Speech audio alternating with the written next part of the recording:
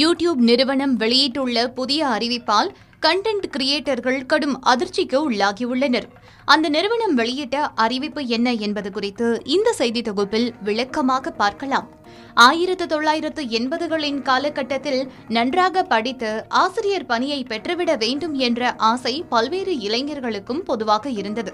1990களில் பலரும் பொறியாளர் ஆகிவிட வேண்டும் என்று அதிக அளவில் கனவு கண்டனர்.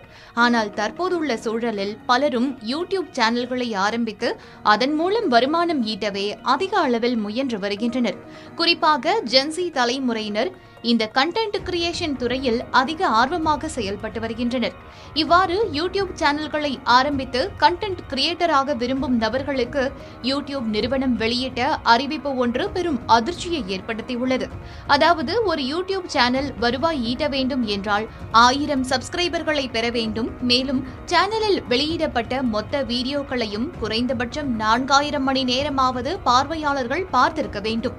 இதுவே ஷார்ட்ஸ் வீடியோவாக இருந்தால் 10 மில்லியன் பார்வையாளர்கள் பெற்றிருக்க வேண்டும். இதுதான் வருமானம் ஈட்டுவதற்கான தகுதி வரம்பாக உள்ளது. ஆனால் இந்த தகுதி வரம்பை யூடியூப் நிறுவனம் தற்போது அதிரடியாக உயர்த்தியுள்ளது.